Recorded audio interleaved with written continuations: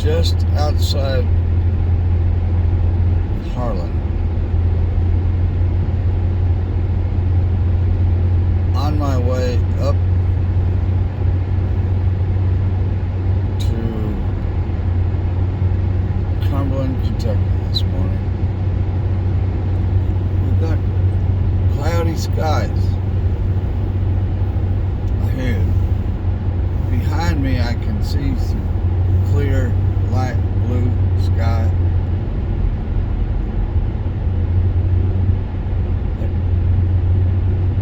There is a chill in the air.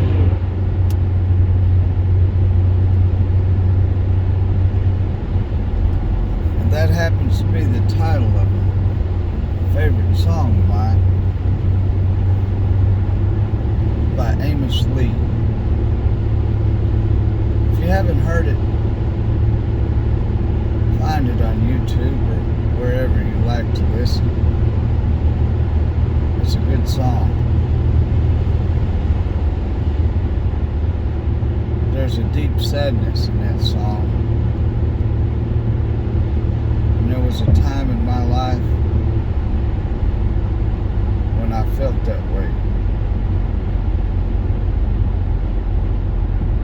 Another song with that sentiment that some years ago I listened to over and over and over again. I don't know if it helped me to listen or not, but I could sure relate to it.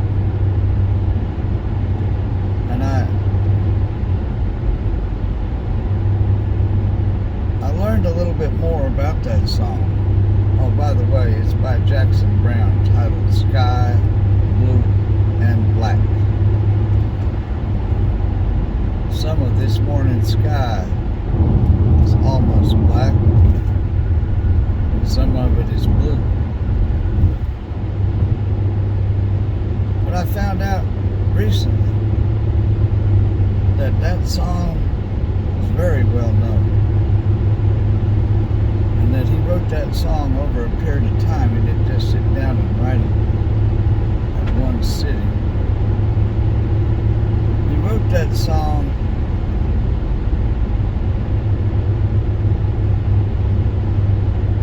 from his own personal experience, losing a relationship that he did not want to lose.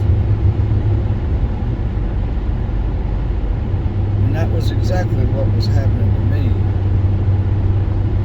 when I found that song somehow comforting.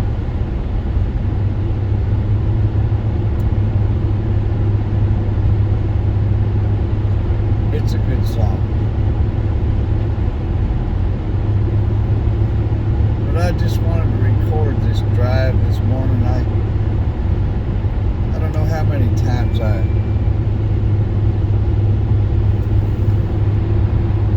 drove this road. They call it the new road, because over to my left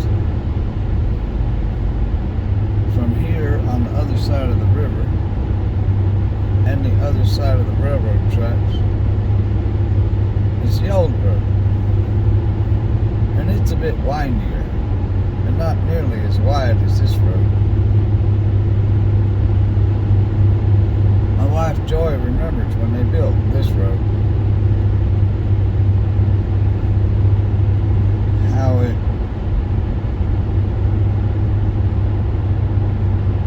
they built this road to,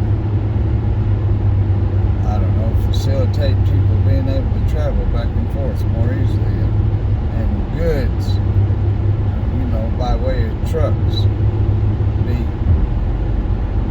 transported over this highway. Now right there, off to the right, you see how the road is all white there? There's a mining operation, and I can tell from the condition of the road, the gray dirt that's on it, that there is something going on up that way. trucks have been coming and going, or it wouldn't be that way on the road. And many a coal truck I've seen on this road followed, had them pass by going the other way. When I first moved up here, goodness, it's about 14 years ago now, 13 something years ago, the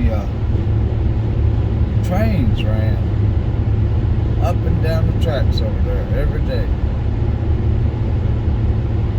Often 3 or 4 a day. They went up in the direction that I'm going empty, and they went back down the other way loaded with coal. On the right there, we're passing the Harlan County campground. Looks like they're having a pretty good weekend, getting ready to this weekend. They've got 4-wheeler trails back up there on the mountains, and there's some sort of a racetrack on the side of the mountain. All the time I was here, I never did go watch the races, but people come from everywhere with their 4-wheelers of different types to race and ride the trails through the hills back over yonder. On the right, coming up here, there's a field. Sometimes I used to see a horse out in that field, but it's all growed up. I don't guess there's been a horse out in that field this summer. On the left is this fella with a retail coal facility. People come and buy coal for their use, heating their homes and whatever from that place. And I could be wrong, but that looks like it could be a coal truck up ahead, going around the bend up ahead of me. I may be able to catch up and find out if it is in fact a coal truck.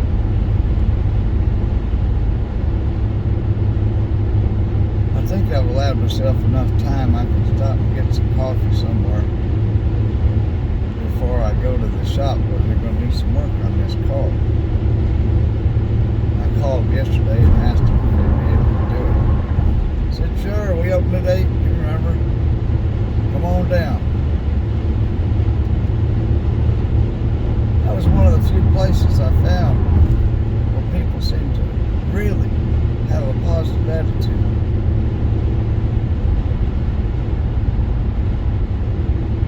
It's sort of odd. I mean, this is a beautiful country, this part of the country here. And up ahead here, just a few more miles, is Cumberland State Park. I visited that park many times while I was here. The trails through the woods, different rock features, log rock and raven rock. And there's plenty of others too. There's a Fat Man Squeeze that I never did find. There's a rock bridge that the water runs right under. That one's a little tricky getting to it, but somebody told me how to find it. Oh yeah, this is the kudzu monsters on the right. All kind of imaginary monsters there in that kudzu. I like that spot. You know how you can see monsters in the clouds? Yeah, there's a sign right there for Cumberland State Park. It says 10 miles ahead, and yes, this is a coal truck.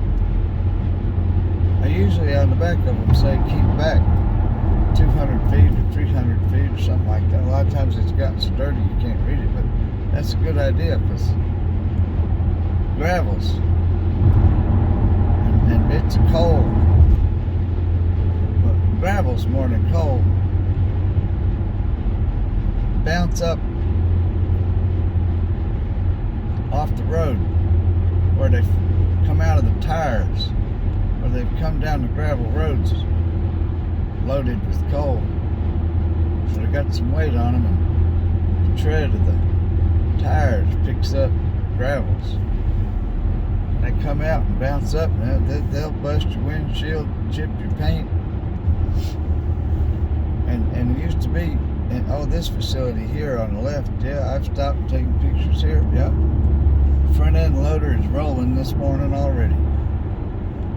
Oh yeah, and up ahead here's a tipple. Goes across the road. And yeah, I think they got a scale here. Now, I'm not sure where in the process of trucking the coal weighing comes in. Here comes a coal truck going the other way. And I can tell it's loaded. And it's got its cover on like it's supposed to. Yeah, they're still mining coal up here. The trucks are still rolling.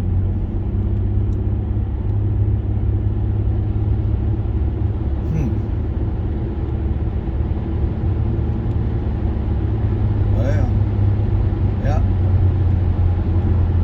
This tipple brings the coal across from the other side over there.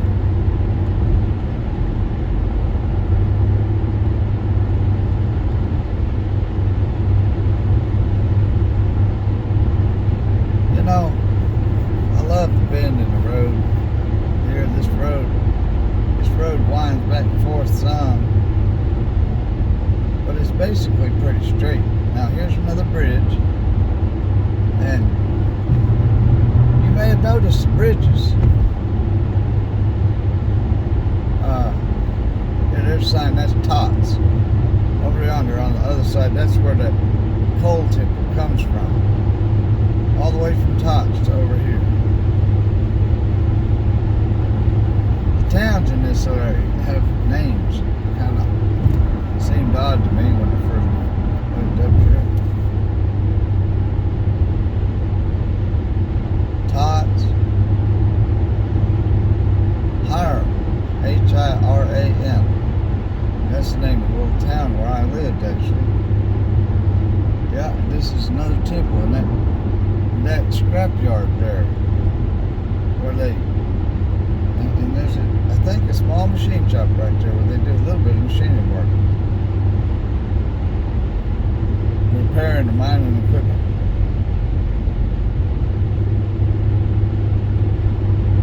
One of the little towns here is named Dione. There's a sign for it right there, Dione. Somebody told me a story that might be a true and accurate explanation of that name, or it might not be. It might be a story somebody just made up with their imagination. I don't know, but it's a humorous story, kind of a dark humor, but the story is that many years ago, after the tracks were laid to get the train up here to haul the coal back,